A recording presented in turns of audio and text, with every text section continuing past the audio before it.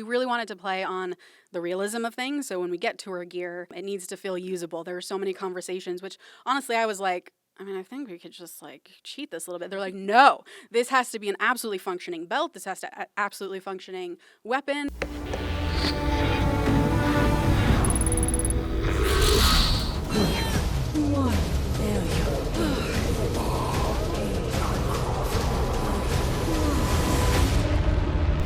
Hey there everyone, this is Daniel Kurland with Den of Otaku, Den of Geek's official anime and animation discussion series. We have a very special guest here, Tasha Huo of Tomb Raider, The Legend of Lara Croft, showrunner, executive producer, writer, and just thank you for being here. It's great to have you. Absolutely. Thank you, Daniel. Thank you for inviting me. Yeah. To start things off, what is your relationship with Tomb Raider? Like, were you a fan of the 90s games? Did you get into the reboot trilogy? Like, when did you start falling in love with that character? Definitely 90s. Yeah. I was definitely a little girl playing these games, and all the way through I've played everything, even the mobile games. And yeah, so I've been in a relationship with Lara Croft for a while. I love that, and I think it's so cool that both Tomb Raider and Lara Croft have been around for like 25 years, that people keep reimagining the character, whether it's like the movies or, you know, there's like a live action series coming out too. Mm-hmm. And just why do you think Tomb Raider and Lara Croft have endured for so long and have become these kind of like cultural touchstones? I think it's multifold. She is such an engaging character. I mean, similar to Indiana Jones, whom she's really based on, is funny and incredibly capable. And that was always, at least when I was growing up, absolutely rare. We had Xena and we had Lara Croft. Yeah. And that was about it.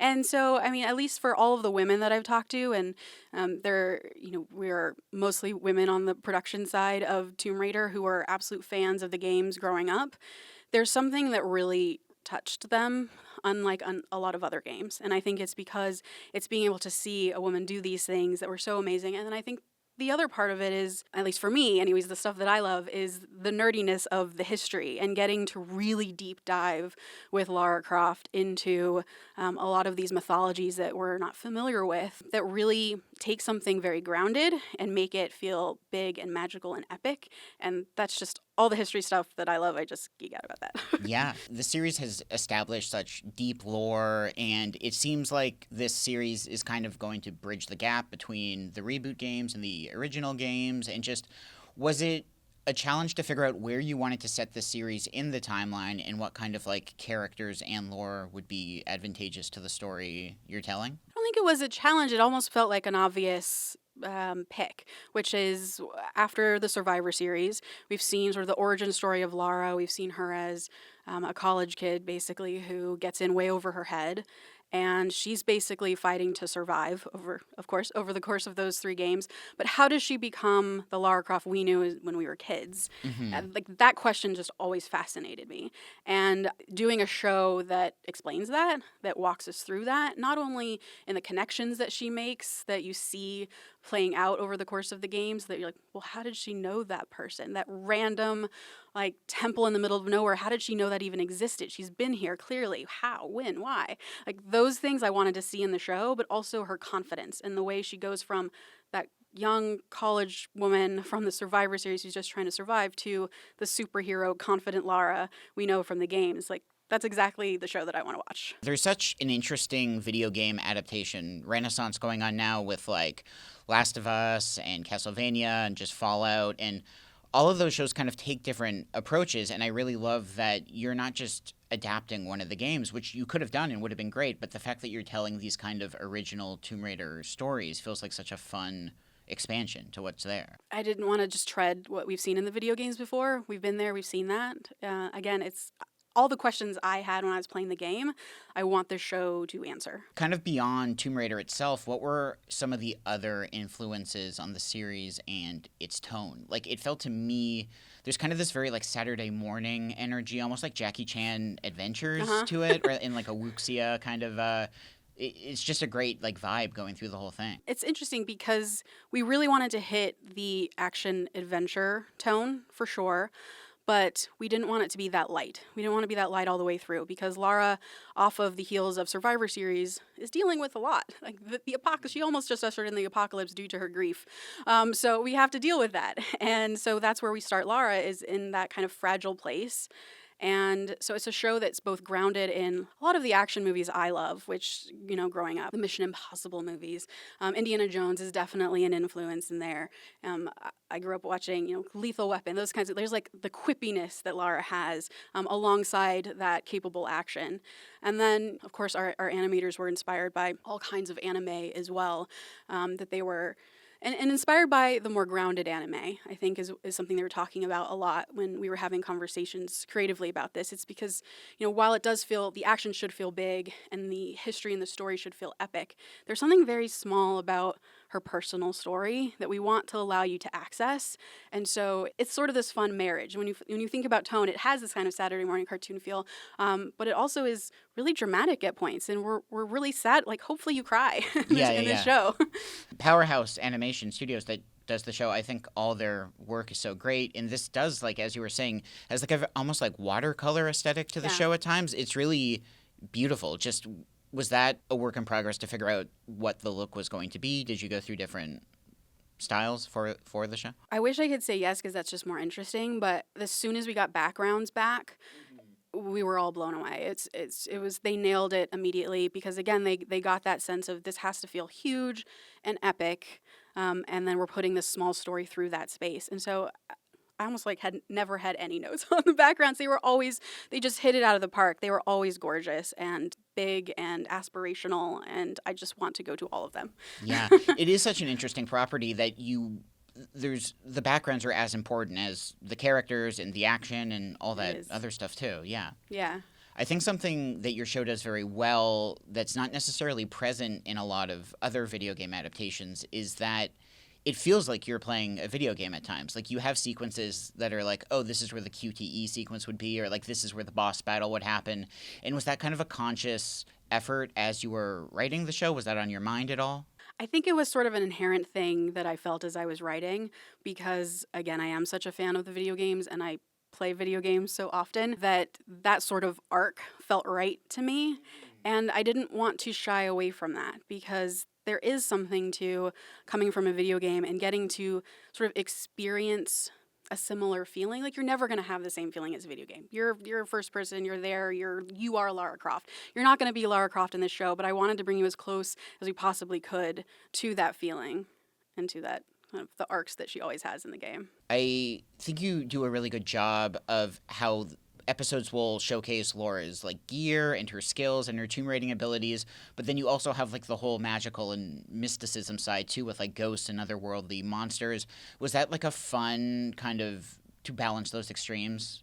So fun. Again, we really wanted to play on the realism of things. So when we get to her gear, it needs to feel usable. There are so many conversations, which honestly I was like, I think we could just like cheat this a little bit. They're like, no, this has to be an absolutely functioning belt. This has to absolutely functioning weapon, and the screws have to be exactly where they should be if this was to all of that stuff. So it was really, really, really well thought out. And then to me, that's part of the fun of Lara Croft, is that balance between getting to have very real moments juxtaposed against huge, crazy, like, statues coming to life, and you're suddenly in like an ethereal space and you don't know how you got, like, there's so much of that, like you say, like that mysticism that happens in Lara Croft, that we wanted to marry those two but still feel like this could happen. And that was always a conversation we had, is this needs to feel as real as possible, even though there's magic. How do we do that?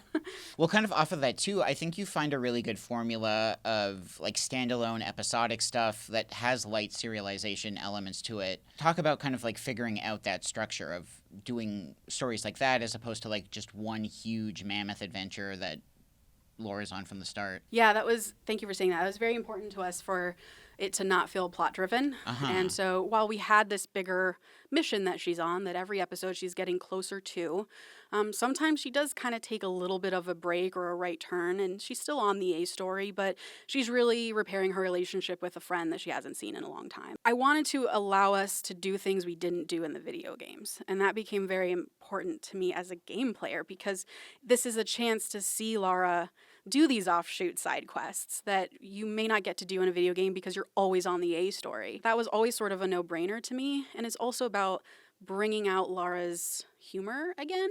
I think we lost in the Survivor Series, which is fine with me. I enjoyed that. But we have to move Lara to who she used to be. And so getting to have the more human moments is going to move us in that direction. There's a line in the first episode that really stood out to me that says, like, history doesn't always tell us the truth. And that kind of almost feels like it could be the mission statement for the season. And just why can you expand on that a little, or just like getting into that side of archaeology too, and that there is, you know, you're not always learning the truth when you go into these stories. Yeah, absolutely. And thank you for that, because that was actually a really important line for me as well, particularly for Lara, because what she's learning in the first season and what she'll continue to learn, I think, is that what she thinks happened isn't really what happened, and she needs to get to the bottom of her own truth.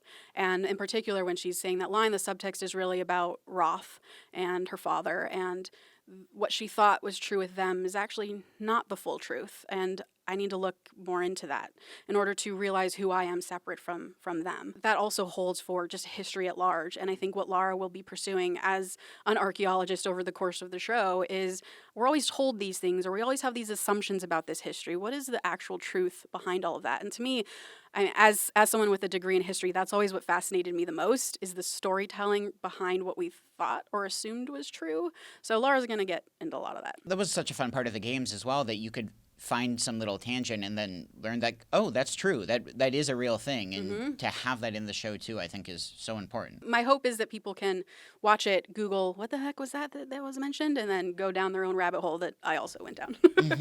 This next thing, I'm not sure if you can say much about it, but I heard that you're like maybe doing writing on the upcoming live action Naruto movie. And that is just so cool. Yeah.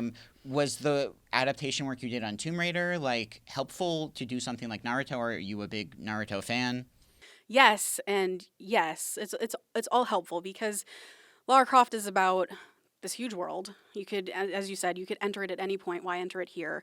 And for me, it was finding the smallest possible story to tell, meaning the story we can relate to the most, the story that felt the most human. And it's so easy, I think, in these big worlds. Naruto is a great example too. They're just huge.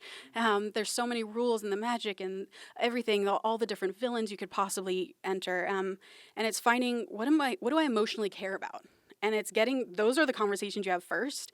And as soon as you find out what that kernel of emotion is, the thing that's going to make me cry or fall in love, just lean in to what this story and this character is, that's where I need to start the story. And that's the arc I need to pay attention to. And then the world will honestly, it will take care of itself. If you love it enough, and if you know it well enough, which we did, particularly in Tomb Raider, then it will take care of itself. It's finding that story through it. That's great. I'm so excited for that. It seems like it's going to be amazing. Yeah. Your lips to God's ears. And just last question, do you have a favorite piece of Tomb Raider media? I know that's like asking like your favorite child, but is there one that really stands out to you? I think Legend is maybe one of my favorite games. And I think Legend because of like the nostalgia of it. Yeah. I actually replayed it just before writing the show again, just to like get back into it. I was like, oh my God, how did I beat these levels when I was younger? I don't understand. But that's such a good game. And then the Survivor Series 2013 for me and Shadow are some of my favorites for sure. Awesome. Yeah. Well, thank you so much, Tasha. Yeah, this was great. Thank you. Yeah.